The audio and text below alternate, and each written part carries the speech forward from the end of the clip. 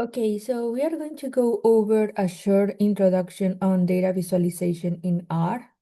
So we are not going to go over like specific details about data visualization and stuff like that. I will give you access to some other videos, but let's go over what is RStudio, and the basic instructions to generate graphs here. So what is R? R is a programming language and environment designed specifically for statistical computing and data analysis.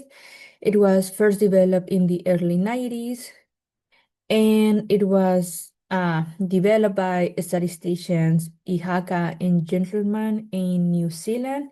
And this programming language has grown so much because it is incredibly powerful.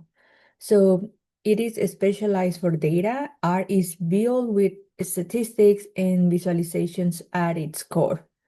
Unlike Python, Java, or other programming languages, R was created to handle data. It was created to handle graphs, and it was created to handle statistical models. This is why everyone should know how to use R. It is community driven. Thousands of user-contributed packages expand its functionality. For example, ggplot2 for visualization and dplyr or dplyr for data wrangling. Okay, it is open source. It is free to use, which makes it accessible to students, researchers, and professionals all around the world. So it is incredibly important. So anyone that says that R is no longer relevant, they are probably lying.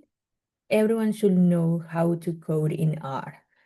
It is the software created to handle statistics, and it puts you in a huge disadvantage not knowing how to work with R. So what is RStudio? RStudio is an integrated development environment, or an IDE, for R. It serves as a workspace to make R easier and more comfortable to use.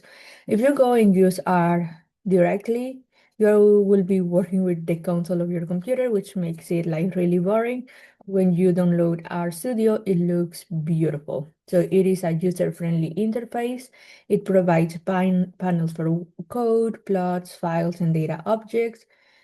It works with, or it helps with the organization. So it manages projects, scripts, and data sets in one place. It's built-in visualization, displays your plots in a dedicated window, making it easy to adjust the visualizations interactively. And it has some productivity tools like syntax highlighting, autocomplete, version control, and integrated documentation. Okay, so it's very, very important. So R provides the powers. So it gives you sophisticated statistical and graphical libraries, and RStudio will provide you the comfort. So the tools that will help you navigate and visualize your workflow seamlessly. Okay. So again, if you only work with R, you will be working with the console. It's a very ugly window. If you download RStudio, you need R so that it works, and you will have a beautiful window where you can interact with your data. Okay. So it's a powerful toolkit for exploring, analyzing, and telling stories with data. Okay. So R is the engine and RStudio is the dashboard. Okay. So installing R in RStudio. So to install R, go to the Comprehensive R Archive Network, which is also known as CRAN, CRAN, and this is the website. You can just click on this and it will take you there. Select your operating system, so Windows, Mac OS, or Linux. Download the most recent version of R. Make sure that it is indeed the most recent version of R that works on your operating system. and follow the installation prompts and accept the default settings unless you have a specific requirements. Now visit once you have R installed, now you can go and install RStudio. So visit the RStudio website, which you have here. Choose the free version of RStudio Desktop, open source edition. Download the installer that matches your operating system and install RStudio by following the screen instructions. Okay. So verify the installation of R and RStudio. So open RStudio and in the console window, type the following command, 2+2, and it should give you, your output should look like this. So it's line 1 and the answer is 4. If this is what you see in the screen, then your installation was correctly.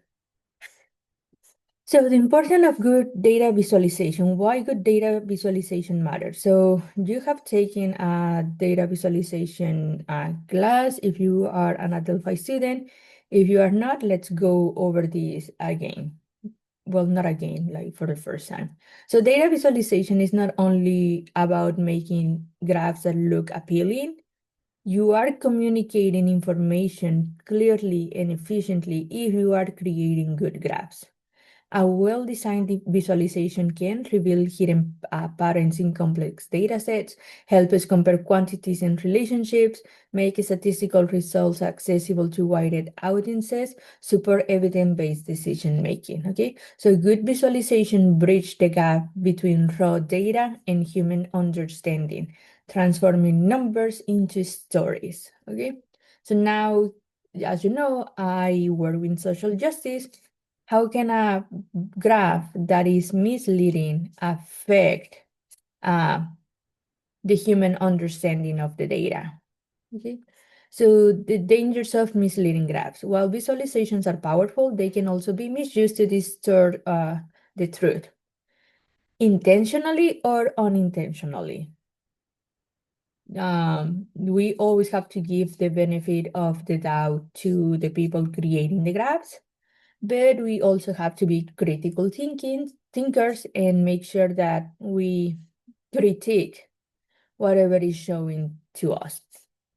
So it is surprisingly easy to lie with statistics and especially with graphs. And some common techniques include truncated axes, like cutting the y-axis so that the difference look exaggerated, inappropriate scale, so using logarithmic or uneven scales without clearly labeling, cherry picking data, showing only a portion of the data set that fits the narrative, and misleading proportions, using area or volume in pictograms to exaggerate effects. So if you go back to the talk about graphs that I posted on Moodle, you can see many examples of each one of those cases, okay? And you will see the graphs over there. So some examples are like a bar chart where the y-axis starts at 90 instead of 0, making a small difference look very large. A line graph showing unemployment rates over a short period of time, hiding the long-term trends, and pie charts with too many categories, which confuse the viewer rather than providing clarity. Okay, so please go to that video, go over the examples, and look. And what I want you to notice is that all those graphs that I show there come from the New York Times. If they are published in the New York Times, we have to, like, we can assume that they went through a very strict process, through a very clear and strict filter before going out to the world. And yet, many of them are still misleading. Okay? So even though they come from reliable sources, we still have to question whether the graphs are misleading or not. Okay? So the types of data and the appropriate graphs. So if you have quantitative or numerical data, we can do the following. So just as a reminder, quantitative data represent numbers that can be measured. They can be either continuous, any value in a range, or discrete, countable values. So you have age, height, exam scores, number of siblings. So you can have histograms, box plots, scattered plots, or line graphs. If you have categorical data, which is data that represents groups, categories of labels, and they can be nominal with no order or ordinal with natural order, we can use the following graphs. So we can have bar chart, pie chart, stacked bar chart, and so on. And some of the examples are gender, type of car, education levels, satisfaction rating, and many more. You can have time series data. So time series data are values collected at regular time intervals, like stock prices, daily temperatures, monthly sales, and you can have a line graph or area charts. You can have relational data, which is data that captures relationship between two or more variables. Some examples are weight versus height, income versus education, and we can have scatter plots, bubble charts, or heat maps. Choosing the appropriate graph depends on the type of data and the message that we want to communicate, and good visualization aligns the graph with the underlying data structure, making patterns and comparisons easier to see. So please, please, please make sure that you always analyze and recognize what kind of data you have and that you select the appropriate graph for the kind of data that you are working with. So what is ggplot? ggplot2 is one of the most widely used packages in R for data visualizations. So if you want to publish papers, if you want to create good and professional visualizations, you are going to use ggplot. And actually, you can tell the difference when you are reading a paper, if they did the visualizations in R or if they made them in Excel. And if you look at them, the ones in Excel tend to look more professional in the standards of academia. Okay, so it was created by Hadley Wickham, and it's based on the grammar of graphics. Okay, so ggplot. And this is a theoretical framework that describes how complex graphics can be built from simple components. So the grammar of graphics treats a plot as a combination of layers where each layer represents one part of the visualization. So with ggplot, we can build plots step by step by specifying the data that we want to use, the aesthetic mappings, for example, which variables go in the X and which go in the Y, the color, the size, your fonts, etc. The geometries or shapes that represent the data. So you have bars, points, lines, etc., and additional layers, such as labels, scales, themes, and so on. Why is ggplot important? Well, clarity. It produces clean and professional graphics by default. They are beautiful, okay? Flexibility. Complex, multi-layer graphics can be created with relatively simple code. Okay? So the fact that we are creating the graphs in layers allows you to go back, remove a layer, and still have a graph. So you don't have to go and recreate the graph from scratch or from zero. You just remove, or you don't even have to remove. You comment one of the lines and you still have a graph. So the consistency, the same grammar applies to different types of plots, making it easy to learn and extend. Again, so if you already have the structure from one graph, you just change a little piece of the syntaxes and you generate a new graph, okay? Or if you comment a single line of the code, you still have a graph. So it is widely used. ggplot is a standard in data science, statistics, and many applied fields, ensuring reproducibility and communication across disciplines. And after you start using ggplot, you will see that you will be able to tell if someone used R or Python to run their simulations, or if they use Excel. And you can tell, okay? And many people will do this while reviewing papers. If they see that the graph was made in Excel, they ignore it because that's how academia is. And if they see that the graph was made in, if it looks like the ggplot graph, you can assume that it was either done in Python or in R, okay? So keep that in mind. So ggplot is not only a library, it's a framework that will allow you to think about graphs in a very structured way. And it empowers us to create visualizations that are both aesthetically appealing and analytically rigorous, okay? Okay, guys, so I just noticed that in the previous part of the lecture, you don't have video, you only have audio, which is a little annoying, but hopefully this fixes the issue with this part of the lecture. So if you have never worked with RStudio, this is how it looks like. You can create a new script by clicking on this little icon with the plus. You get a new file, so you will be typing your code here. Here you will have your variables. Here is where the graphs will appear, and this is your console. And this is where you verify or test if your installation was successful, okay? So let's go over the code.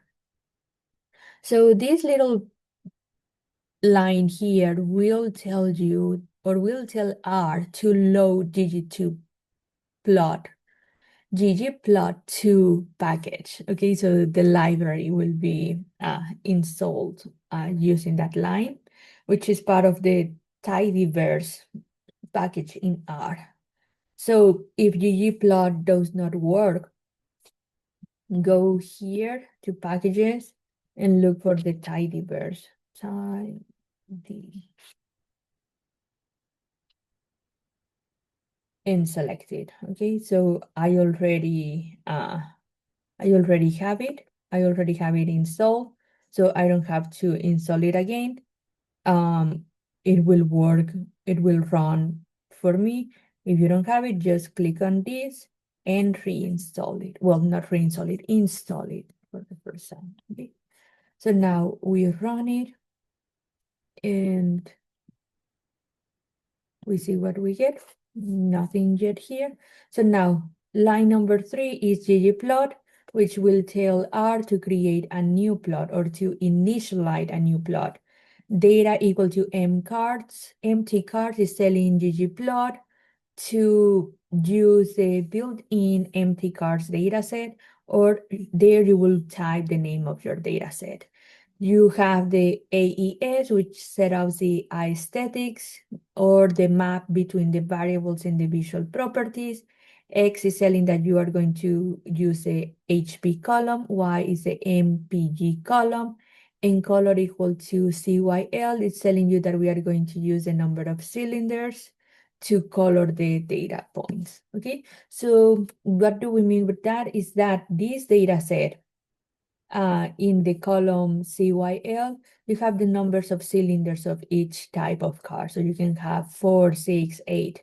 So we are going to be coloring each of the dots by the number of cylinders. So depending on the cylinder, you are going to have a different color. And last,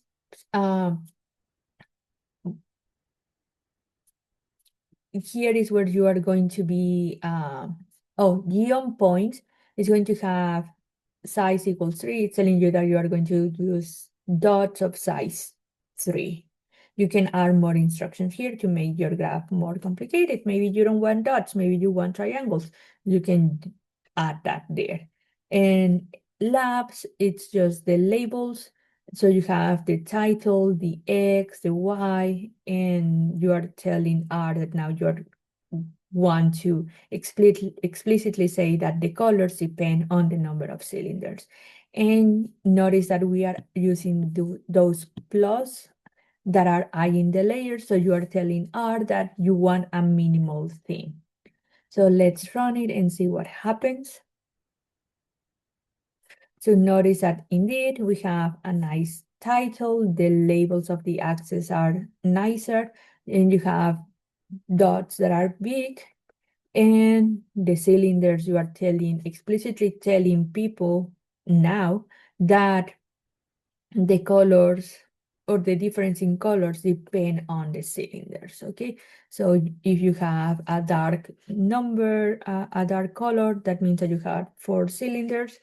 If you have a light color, that you have 8 cylinders in your car, okay? So what will happen if we remove this layer and we run everything again? So notice that now the theme is not exactly minimal. You have a background that might mislead people or make it hard for people to read what's going on. And what happens if we remove these 2 layers? We should still have a graph, but how does it look like? So now that it's bigger, the labels are just the names of the columns. Even this one over here, we don't have a title. And if you notice that when we plug back the labels, we run it again and the graph looks more professional, okay? So the minimal theme just gives you the plot in a clean, simple look with minimal grid lines and background, okay? So it's more professional. And as a social justice scholar and person, I truly believe that every stats major, data scientist major, or data science major, or every student that has or every person that has contact with data should learn at least the basics of R. You will see that using R is not hard at all. It might look challenging, and all things look challenging at the beginning, but you will see that this is the easiest programming language that you could learn. It's a very powerful tool, and not teaching or not knowing R put us in disadvantage. So I think that it's important that we learn how to use it, that you guys learn how to use it, and at least at the very basics.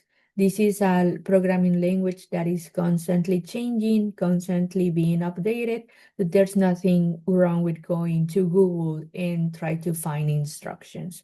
This is a software or a programming language created for people by people. So it is incredibly fair and okay to go to Google to see why something is not working, or go to Google and try to find the instruction that will make our code run, okay? So again, it's incredibly important that we learn how to work with R. It's a very easy programming language, and this is what we will be working on with in this class.